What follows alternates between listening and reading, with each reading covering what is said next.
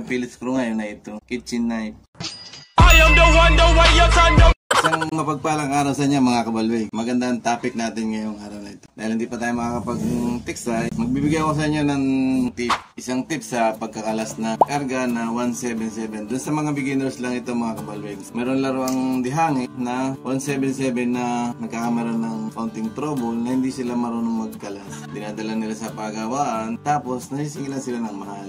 Pero bago tayo magkalas ng karga na dihangin natin na 177, bibigay ko sa inyo ang tip kung ito ba ay bawal sa mga baguhan lang na gumagamit ng airgun, laro ang dihangin na tinatawag. Ito kasi pinagbabawal lang kung sa inyong matitirahan ay hindi pamilyar mga ganitong mga laruan. Yung kapag nakita kayo ng may bitbit sa labas, akala nila mga baril na delikado na. Hindi, nagiging delikado lang naman kasi ito kung mayroon kayong pansariling mga kapakanan na gusto nyong gamitin talaga sa masama. Ito talaga ay ginagamit lang dapat sa ibon at sa isda.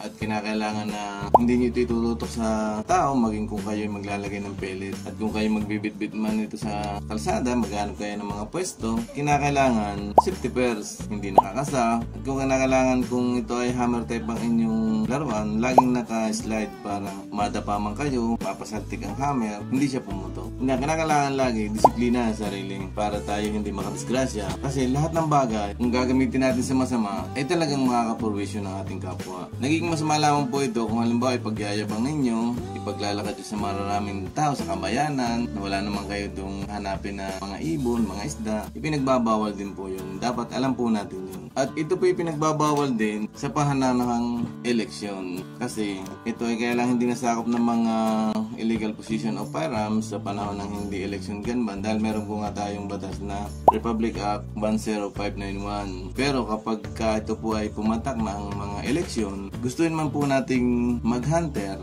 mangisda, kinakailangan po nating magpahinga. Kasi saan po man tayo makita ng mga pulis, madidisarmahan po tayo niyan. Makukuha po yung laruan nating dihangin. Kasi pinagbabawal po sa panahon ng eleksyon ang magdala ng kahit anong uri na may hitsura ng baril o anumang bagay na pwedeng makasakit. Ilang araw lang naman yun mga kabalwig. At dahil yun na mga kabalwig ang tips ko sa inyo, wag lang po natin gamitin ito sa masama. At sa hindi pa naman po marunong magkalas ng mga 177 na airgun o anumang uri ng meron silang dihangin, kung ang inyo naman pong mga laruan ay katulad po ng aking 177 na ganito, ititip ko po sa inyo para kayo ay yung mga counting mga trouble lamang, kayo lang mag-ayos. Mga o-ring lang naman po itong mga kabalwig. Pinalitan ko ito kanina ng fiber, pero ang pinagpano ko lang yung sangkalan. Yun lang. Pero papakita ko sa inyo ang loob para magkameron kayo ng idea. Halimbawa, ang inyong fiber ay may keral na, pwede ninyong palitan.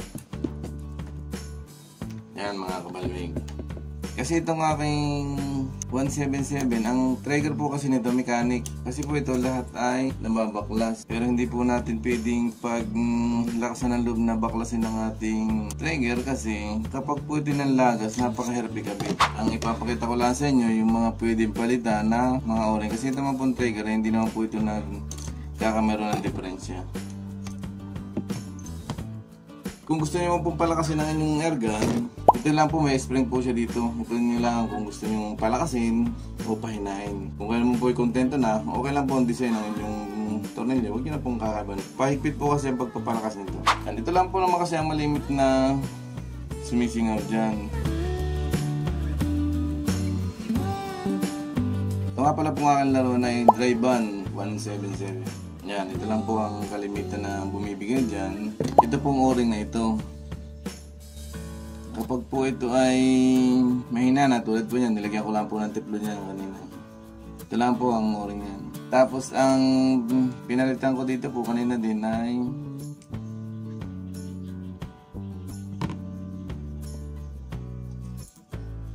yan, fiber. Sangkalan na po ito ng pinagsasangkalan po natin kasi mas matibay na. Yung po kasing original na fiber niya, nagkameron na po siya ng kanal. Ginamit ko po ito ng 1 linggo ng pagtitextile. Pagsipat ko po sa isda, pagkalabit ko, hindi po siya nagre-release ng hangin. Pero nung binuksan ko siya dito, sumabog po siya na sumabog. Naghiwalay. Kasi may hangin pa. At pagka nga pala po ay magkakalas itong mga kabalwig, isiguraduhin yung wala siyang hangin kasi sumasabog siya. Masisira po ang inyong thread. Napakamahal po naman ng pag ano nito kasi ito ay paggawa yata ito o kung may nabibili man sa Shopee o sa Lazada, sigurado mahal. At sisiguraduhin yung walang bala, walang pellet, para in case na sakali man, wala tayong may problema. Pinaka the best ay laging walang hangin. Check nyo lagi, double check ang walang hangin para hindi tayo makadisgrasya. Yan, kapag po itinaayos nyo na, wala nang napantay na, madali na po yan po. Ano yan? Simple lang po kasi ang ano yan. Babalik nyo lang po ulit.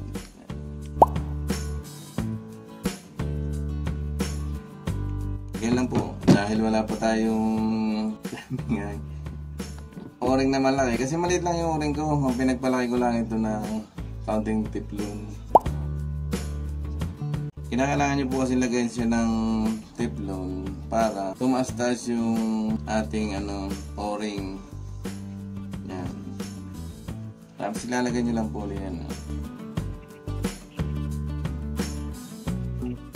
Tapos susuklot nyo lang po siya dito.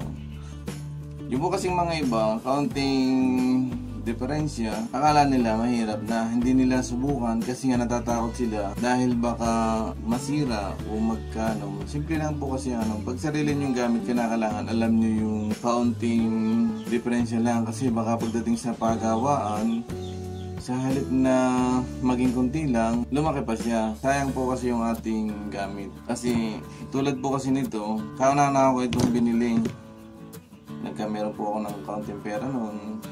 Dahil hilig ko nga po ang pagtitiksay, pag-hunter. Ito po kasi yung nauna ko. Pero bago ko naman po siya binili, siyempre, inuna ko muna yung gamit sa bahay. Yan. Dito naman po kasi, tatanggalin nyo lang ito. Pinipihid lang ito. Tapos tanggalin nyo. Doon kasi meron tayong punsingaw na. Dalawa po kasi ang o-ring dito, isang malaki, isang maliit.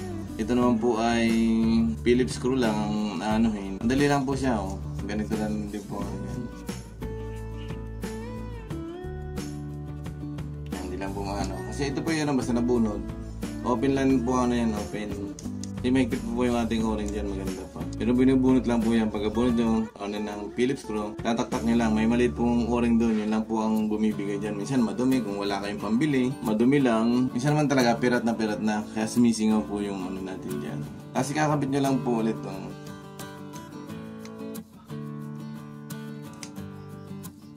simple lang po. Kasi may tornil lang itong maliit dito. Lalagay nyo lang ulit dito. Naiwanan ko po kasi mga kabalwig yung aking Phillips screw dun sa aking kabalwig na si Paring Nogi. Kaya aking Phillips screw ngayon na ito. I am the one, the way you turn the Kitchen knife. Ito po kasi mga kabalwig, kapag sumalangin yung sentro, hindi po siya puputok. Kinakailangan nangin yung pag tama siya sa sentro niya para pag niya putok ulit. At saka sa pa mga kabalwig, aking mayan sa inyo, ano man ang meron kayo, PCP man o simpleng ganito, huwag nyo ipagyayabang. Iwasan natin na meron tayo ng problema sa ating kapwa kasi ang ating layunin lang, yung ating hobbies. Huwag natin samahan ng, lalo pag napadaan tayo sa may mga nagiinuman, kumari, umiwas na lang tayo. Huwag natin silang papansinin para maiwasan natin na meron tayo ng problema sa ating kapwa. Mahalin natin ang ating kapwa, yun ang pinaka-the best. Tama! Bukan natin mga kabalbig kung lumapag ba yung ating pagkakalagay ng o-ring. Kasi ito, tagal kasi yung o-ring na ito, hindi pa rin ako nakakabili ng o-ring. Ito ko lang i-share sa inyo yung mga, kasi may mga air gunner talaga na nakabili ng air gun, nagkameron ng singaw, pero hindi nila magawa ng remedyo. Kaya ako kayo maglalagay mga kabalwig ng hangin, lalo't wala pang laman na handle. Kailangan i-pull cut nyo ang kasi ito one cut lang naman, i-cut nyo yan para umangat ng ating firing pin. Kaya mga kabalwig, okay na. Kailangan natin i-check yung Okay na mga kabalwig. May hangin na siya. Magagamit na natin siya mga kabalwig. Ayan mga kabalwig. Nilagyan natin yung ating trigger. Kinakailangan naman dito tayo mag-ano sa hangin. Ito.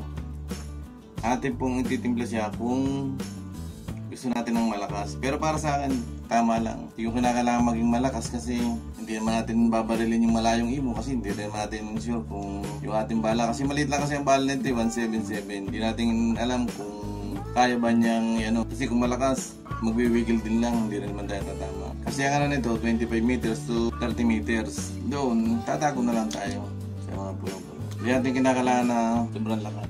Pihit lang, yung lakas na ngayon, ayos na. Okay na yung mga siyang pihit. Mga dalawa pa pala kasi medyo malalim pa. Yan mga kabalwig, buwan ito.